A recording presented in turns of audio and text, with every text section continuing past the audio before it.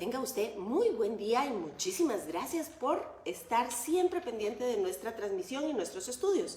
El día de hoy vamos a hablar de cosas dulces, ciertamente muy dulces.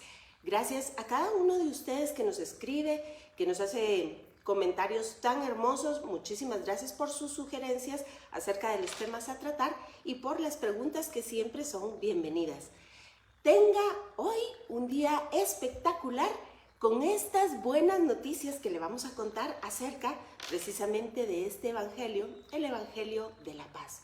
Y hoy, como es nuestra costumbre, iniciaremos nuestro viaje, por supuesto, en el Antiguo Testamento para concluirlo en el Nuevo. Y veremos cómo las Escrituras, por supuesto, apuntaban a Jesucristo.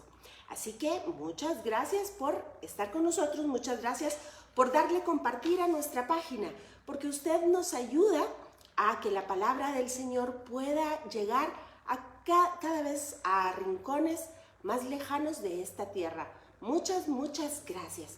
Y pues bien, vamos a hacer un viaje, como le decía, desde Génesis hasta Apocalipsis y vamos a encontrar todas esas sombras maravillosas que apuntan, por supuesto, a nuestro Señor Jesucristo. Véngase conmigo porque hoy comenzaremos en el libro de Éxodo, capítulo 16. Y como siempre, insisto, yo utilizo la versión Reina Valera, pero usted, por favor, utilice la versión que más le gusta. Y así damos inicio. Hoy vamos a hablar acerca del maná y cómo Jesucristo mismo nos explica que Él es el maná. Él es el pan que ha descendido del cielo. Recordará usted que en semanas anteriores hemos estado platicando acerca de las fiestas de Santa Convocación, estas descritas en el libro de Levítico capítulo 23, que por supuesto veremos hoy claramente en un par de versículos para apoyarnos sobre la verdad bíblica antiguo testamentaria, pero que tiene un importante cumplimiento en el Nuevo Testamento. Usted verá y se asombrará. Así que venga conmigo y estoy en el libro de Éxodo capítulo 16 y comenzaré leyendo el verso 4 y dice: Y Jehová dijo a Moisés: He aquí, yo os haré llover pan del cielo. Pero déjeme contarle que el pueblo de Israel acaba de salir de Egipto y van atravesando el desierto, ciertamente, con dificultades. Seguramente el calor era insoportable, tenían sed y probablemente hambre, pero empiezan a murmurar. Y es aquí entonces cuando Dios escucha la murmuración y es tanto su amor y su misericordia que desciende a hablar con Moisés. Y le repito lo que Dios mismo le dice a Moisés. Y Jehová dijo a Moisés: He aquí, yo os haré llover pan del cielo, y el pueblo saldrá y recogerá diariamente la porción de un día, para que yo lo pruebe si anda en mi enseñanza o no. Recuerde usted que nosotros debiésemos traducir la palabra Torah más bien como enseñanza, como instrucción. Así que Dios le está diciendo a Moisés que el pueblo deberá salir una vez al día a recoger cierta cantidad de maná diario. No debe recoger para un día antes ni para un día después. Las instrucciones son claras. ¿Para qué? Para que el mismo pueblo se dé cuenta si ciertamente le cree a Dios y ciertamente anda en sus estatutos, en sus instrucciones. Así que continuemos leyendo verso 6. Entonces dijeron Moisés y Aarón a todos los hijos de Israel: En la tarde sabréis que Jehová os ha sacado de la tierra de Egipto. ¿Vea usted esto? Es de verdad una cuestión, es una verdad importantísima hasta el día de hoy. Por la tarde veremos que el Señor nos ha sacado de tierra de Egipto, es decir, Mitzraim, tierra de estrechez. Y vea lo que va a pasar a continuación. Y en el verso 7 dice lo siguiente: Y a la mañana veréis la gloria de Jehová, porque Él ha oído vuestra murmuración contra Jehová, porque nosotros, ¿qué somos para que vosotros murmuréis contra nosotros?, dicen Moisés y Aarón. Pero quiero recalcarle a usted que habla de que por la tarde el pueblo ha salido de Egipto y por la mañana verán la gloria. Por supuesto, yo sé que usted ya está haciendo las conexiones. Y luego verso 8, dijo también Moisés, Jehová os dará en la tarde carne para comer y en la mañana pan para saciaros, porque Jehová ha oído vuestra murmuración con que habéis murmurado contra él. Porque nosotros, ¿qué somos? Vuestras murmuraciones no son contra nosotros, sino contra Jehová. Vea qué cosa tan terrible. Y claramente esto es una prefiguración de Cristo. Cristo murió por la tarde y a la mañana vimos su gloria en su resurrección. Así que continuemos en el verso 10. Y hablando Aarón a toda la congregación de los hijos de Israel, miraron hacia el desierto, y he aquí la gloria de Jehová apareció en la nube. Así que Dios les hablaba de todas maneras. ¿Recuerda usted lo que dice uno de los primeros versos del capítulo 1 de la carta a los Hebreos? Que Dios, habiendo hablado muchas veces y de muchas maneras a nuestros padres por los profetas, en estos postreros días nos ha hablado en Jesucristo. Vea usted aquí, se les presenta como la Shejina, les da de comer codornices, les da maná del cielo, porque todo apunta a Jesucristo. ¿Y sabe usted qué quiere decir Shejina? Pues precisamente la Shejina es la manifestación de la gloria de Dios. Así que, de todas maneras, Dios les hablaba a ellos y nos habla a nosotros. Verso 12. Yo he oído las murmuraciones de los hijos de Israel. Háblales diciendo, y vea que vuelve a insistir, al caer la tarde comeréis carne, y por la mañana os saciaré de pan, y sabréis que yo soy Jehová vuestro Dios. Y venida la tarde subieron codornices que cubrieron el campamento. Insiste nuevamente, y por la mañana descendió el rocío en derredor del campamento. Y cuando el rocío cesó de descender, he aquí sobre la faz del desierto una cosa menuda, redonda, menuda como escarcha sobre la tierra. Y viéndolo los hijos de Israel, se dijeron unos a otros, ¿qué es esto? Porque no sabían qué era. Entonces Moisés les dijo, es el pan que Jehová os da para comer. Pero véngase conmigo al verso 17. Y dice así, y los hijos de Israel lo hicieron así, y recogieron unos más, otros menos, y lo medían por gomer. Y déjeme aclararle que aunque en el español acá dice gomer, la expresión correcta es omer, y vamos a encontrarla en otro libro, y usted verá por qué es tan importante entender qué es un omer. Esta es una medida de capacidad. Y no sobró al que había recogido mucho, ni faltó al que había recogido poco. Cada uno recogió conforme a lo que había de comer. Verso 20. Mas ellos no obedecieron a Moisés, sino que algunos dejaron de ello para otro día, y crió gusanos y hedió, y se enojó contra ellos Moisés. Pero vea el verso 22.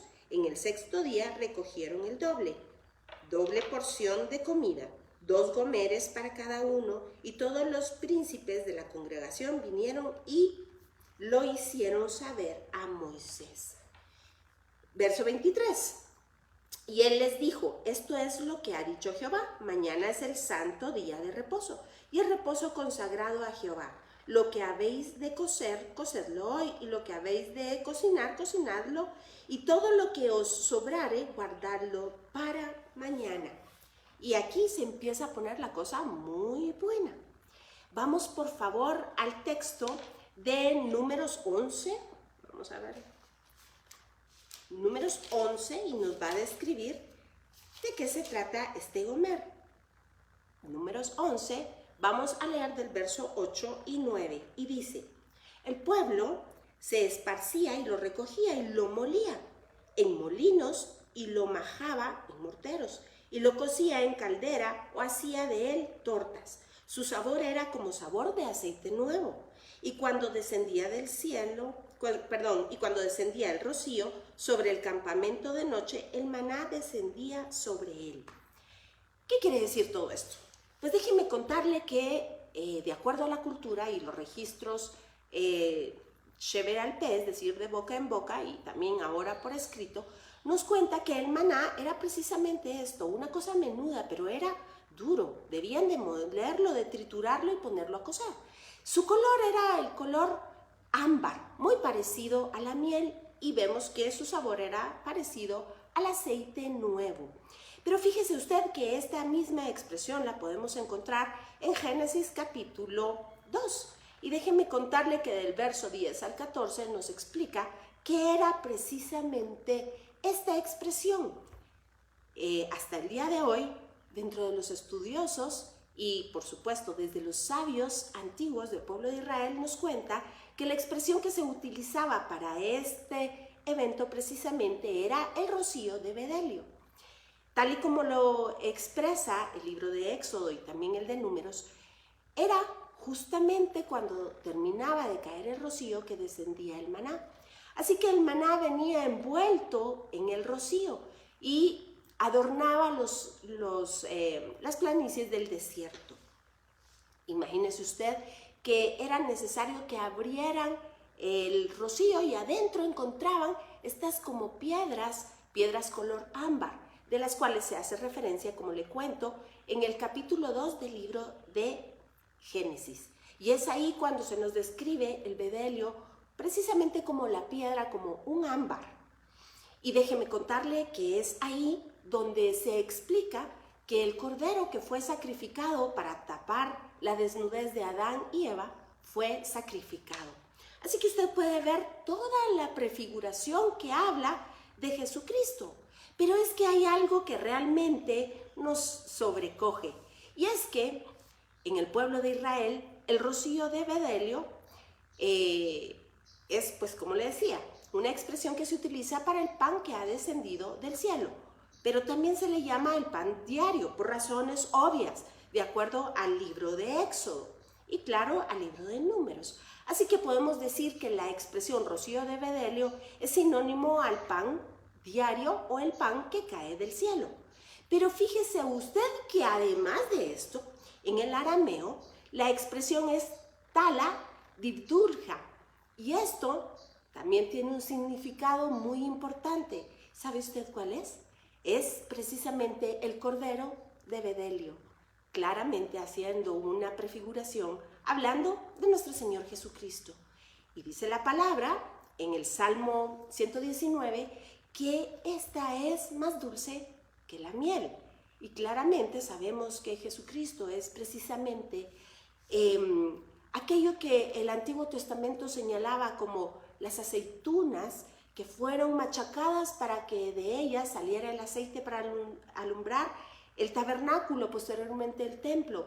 Y vemos que Jesucristo mismo cumple esta profecía acerca de él cuando va a orar al Monte de los Olivos, que no es casualidad, déjeme decirle que vaya precisamente a ese lugar en donde se solía dar todo el proceso a las aceitunas para hacer este aceite que únicamente era utilizado en el templo de Jerusalén. Y es ahí cuando Jesús, cumpliendo estas profecías, empieza a sudar como gotas de sangre. ¿Se da cuenta? Es todo esto, una prefiguración que habla ciertamente de Jesucristo.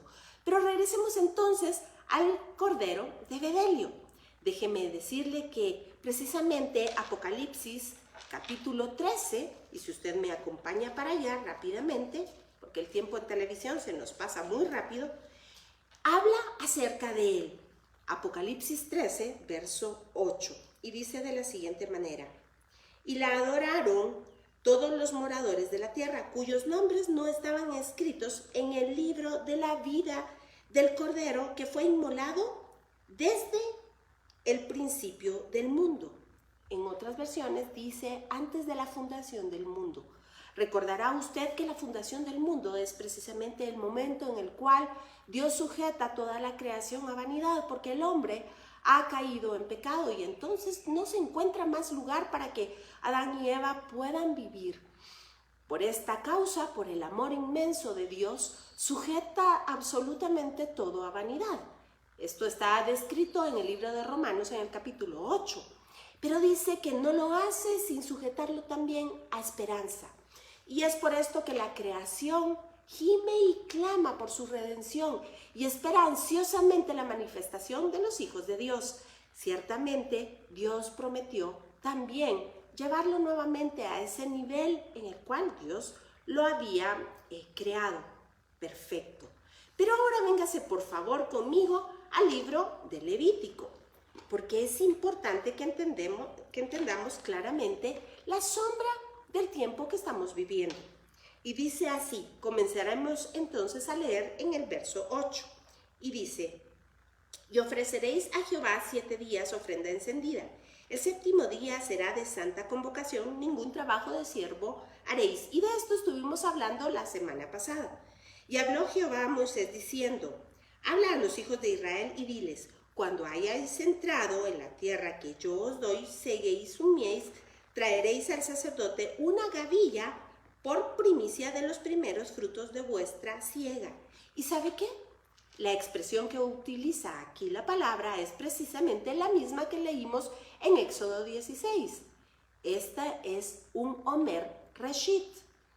Recordará usted que en clases anteriores hemos platicado que el Reshit es esa primicia, que no forzosamente es lo primero, sino de las primeras partes de la cosecha, lo más apto para precisamente ser llevado al altar, ser llevado al lugar más santo.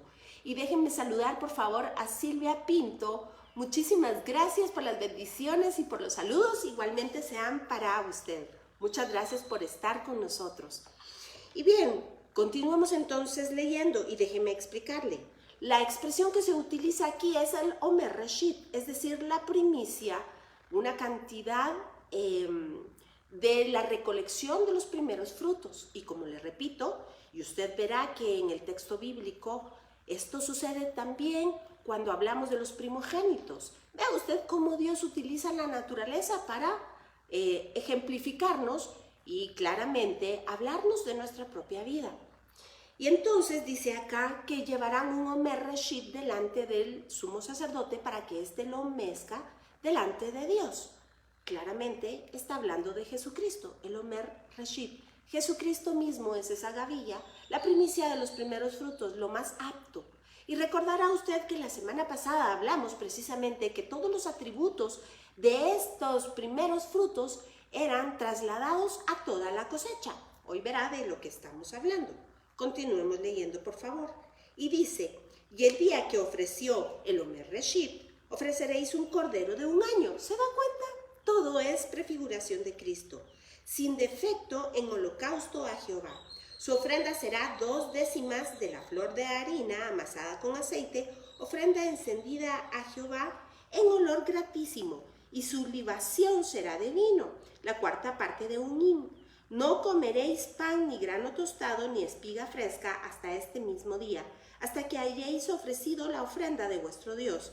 Estatuto perpetuo, Jucat Olam, es por vuestras edades en donde quiera que habitéis. ¿Y por qué hacemos énfasis en el Jucat Olam? Porque claramente nos lo señala el libro de Hebreos, Jucat Olam, hasta el tiempo de darle a las cosas un significado más alto. Y es así como Jesucristo le da ese significado total y absoluto en su propio sacrificio. Todo esto era, tal y como nos lo explica la carta a los Hebreos, solamente una sombra de lo que Jesucristo mismo cumpliría. Verso 13. Y contaréis desde el día que siegue al día de reposo, desde el día en que ofrecisteis la gavilla, el Omer Reshit, de la ofrenda mecida, 7 semanas cumplidas serán. Hasta el día siguiente del 7º día de reposo contaréis 50 días. Entonces ofreceréis el nuevo grano a Jehová. Y claramente usted y yo sabemos que está hablando entonces, en ese momento, cuando se cumplan los 50 días, en Sinaí, la entrega de la promesa de Dios. En el español se ha traducido como la ley, pero debiésemos más bien traducir como las instrucciones de Dios, las promesas de Dios, y por supuesto, el asunto del corazón de Dios y claramente esta bendita ketubá o el acuerdo matrimonial, la promesa de Dios, la promesa del novio que habría de cumplir. ¿Sabe usted qué cumpliría? Que nos haría a todos reyes y sacerdotes, una clase diferente, y que eternamente y por siempre tendríamos la vida eterna al lado de Jesucristo. Esa es la promesa de salvación. un cielo nuevo, una tierra nueva, todo lo que nos explica Apocalipsis. Y por supuesto, este cuerpo llevado a otro nivel. Y para eso, véngase conmigo y lo vamos a ver, por supuesto, en Primera de Pedro, capítulo 1. Véngase conmigo, por favor, a Primera de Pedro, capítulo 1. Y dice de la siguiente manera, del verso 18 al 21. Y dice: sabiendo que fuisteis rescatados de vuestra vana manera de vivir, la cual recibisteis de vuestros padres, no con cosas corruptibles como oro o plata, sino con la sangre preciosa de Cristo, como de un cordero sin mancha y sin contaminación, ya destinado desde antes de la fundación del mundo, pero manifestado en los postreros tiempos por amor de vosotros.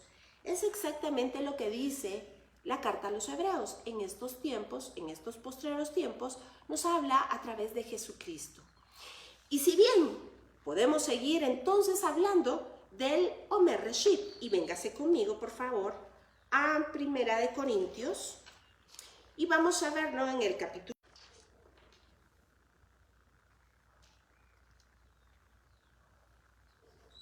Ya regresamos. Disculpe por esa interrupción, pero se nos cayó el internet. Así estamos en 1 Corintios 15:20. Y dice de la siguiente manera: mas ahora Cristo ha resucitado de los muertos, primicia de los que durmieron es hecho. Y además Pablo nos lo vuelve a explicar en Colosenses. Véngase conmigo, por favor. Y vamos a leer Colosenses, el primer capítulo, en el verso, vamos a ver, 18. Y dice así: y es la cabeza, hablando por supuesto de Cristo. Si quiere, leamos desde el 17. Y Él es antes de todas las cosas, y todas las cosas en Él subsisten. Y Él es la cabeza del cuerpo, que es la iglesia. Él, que es el principio y el primogénito. ¿Se da cuenta? Él es el Reshit. Y de esto es de lo que habla precisamente el primer verso en Génesis 1. En el principio, Reshit, creó Dios los cielos y la tierra. Así que habla desde el principio de Jesucristo. Y dice así: y Él es la cabeza del cuerpo, que es la iglesia, el que es el principio, el primogénito de entre los muertos, para que en todo tenga la preeminencia. ¿Se da cuenta? La Biblia toda habla exactamente de lo mismo. Pero, ¿qué dice acerca de nosotros? Vamos por favor a Filipenses, que está ahí cerquita, en el capítulo 3, verso 21. Y dice así: el cual, leamos desde el 20. Mas nuestra ciudadanía está en los cielos, de donde también esperamos al Salvador, al Señor Jesucristo, el cual transformará el cuerpo de la humillación nuestra para que sea semejante al cuerpo de la gloria suya, por el poder con el cual puede también sujetar a sí mismo todas las cosas. Se recuerda que Pablo nos lo explica en la carta a Tesalonicenses, y es que en un abrir y cerrar de ojos dice que los muertos en Cristo resucitarán primero, y luego nosotros, los que habremos quedado, seremos transformados. ¿Cómo sucede esto? Véngase conmigo, y sé que voy un poco rápido el día de hoy, pero quiero finalizar estas ideas porque le voy a contar un par de noticias al finalizar. Vamos al capítulo 6, del verso 3 al 9. Y vea usted nuestra promesa. ¿O no sabéis que todos los que hemos sido bautizados en Cristo Jesús hemos sido bautizados en su muerte? Es decir, identificados con Él en su muerte. Porque somos sepultados juntamente con Él para muerte por el bautismo, a fin de que, como Cristo resucitó de los muertos por la gloria del Padre, así también nosotros andemos en vida nueva. Si fuimos identificados con Él en su muerte e identificados con Él en la sepultura, ciertamente resucitaremos con Él. Porque si fuimos plantados juntamente con Él en la semejanza de su muerte, así también lo seremos en la de su resurrección. Vea usted que precisamente el hecho de que nuestro sumo sacerdote, Jesucristo, nuestro Dios, el Cordero de Dios, el pan que descendió del cielo, haya sido puesto en la tumba 3 días y 3 noches, es precisamente este cumplimiento. Él fue, y vea cómo dice claramente, y dice, a ver, porque si fuimos plantados juntamente con Él, es decir, Él es esa semilla que fue plantada en la tierra para que dé mucho fruto. ¿Recuerda usted que nos explica las buenas nuevas del Nuevo Testamento? Que si la semilla no muere, esta no da fruto, pero si muere, fruto abundante da. Así que continuamos en el verso 6. Sabiendo esto, que nuestro viejo hombre fue crucificado juntamente con Él, para que el cuerpo del pecado sea destruido, a fin de que no sirvamos más al pecado. Porque el que ha muerto ha sido justificado del pecado. Es decir, si morimos con Él en la cruz, fuimos justificados por medio de su muerte. Y si morimos con Cristo, creemos que también viviremos con Él, sabiendo que Cristo, habiendo resucitado de los muertos, ya no muere, la muerte no se enseñorea más de Él. Vea usted, y si esta es nuestra esperanza de gloria, nosotros tampoco moriremos. Pero véngase conmigo y finalizaremos, como le dije, en el libro de Apocalipsis. Vamos entonces al texto de Apocalipsis 14, versículo 15. Y vea usted qué cosa más hermosa. Y dice, y del templo, hablando del tiempo de la siega, y el templo salió otro ángel, clamando a gran voz, al que estaba sentado sobre la nube, mete la hoz y siega, porque la hora de segar ha llegado, pues la mies de la tierra está aviv, está madura. ¿Recuerda usted cómo se llama? Hicimos la aclaración. En Éxodo 12, el primero de los meses del año, de acuerdo al calendario religioso, precisamente Aviv, o Nisan, de acuerdo al nombre que tomó después del cautiverio babilónico este mes. Pero el mes de Aviv es el mes en donde la cosecha está lista. El mes de Aviv es el mes de la primavera. Y dice acá, mete la hoz y siega porque la cosecha está Aviv, está lista. Y claramente esto habla de los últimos tiempos. Pero ¿recuerda usted que todas las características del Omer Rashid es trasladado precisamente a toda la demás cosecha? Así que Pablo nos dice claramente en Corintios que usted y yo hemos sido ya hechos perfectos. Perfectos, por supuesto, no en nuestra propia justicia, sino, claro está, en la justicia del que dio la vida por nosotros en una cruz. Y bien, yo espero que usted vaya cada día tomando ese saborcito hermoso que tienen las Escrituras, ese sabor dulce que nos deja el descubrimiento de Jesucristo a lo largo de todo el Antiguo Testamento y que, claro está, como lo dice el Evangelio de Juan, se cumplió absolutamente todo y de ello hay registro en estos libros para que sepamos que Jesús es Dios y es el Mesías que murió por nosotros y que claramente nos lo explica Pablo, pronto vendrá, pronto vendrá. Y ¿sabe? Esto es lo que anunciamos con las fiestas de Santa Convocación. En este tiempo de caminar hacia Sinaí, alejándonos cada vez más de la estrechez de Egipto, de la estrechez del mundo, y yendo hacia la promesa de una salvación eterna, cuerpos nuevos, cuerpos glorificados y nuestra estancia eterna en la presencia de Cristo Jesús, es lo que estamos anunciando. Así que seguiremos hablando de ello conforme el tiempo lo vaya ameritando de acuerdo al calendario y entendiendo cada vez más, como lo explica Lucas. Jesús les habló y les explicó las Escrituras para que se les abriesen los ojos y el entendimiento. Pero déjeme contarle que la semana entrante vamos a hacer un paréntesis y usted claramente sabe que está muy cerca de celebrarse un aniversario más del retorno del pueblo de Israel a su tierra. Esto claramente en 1948, el 15 de mayo, cuando se declaró Israel como Estado independiente. claro, la fecha del 5 de Iyar del 5708 de acuerdo al calendario hebreo. Y esto tiene una implicación profética muy importante de la cual estaremos hablando.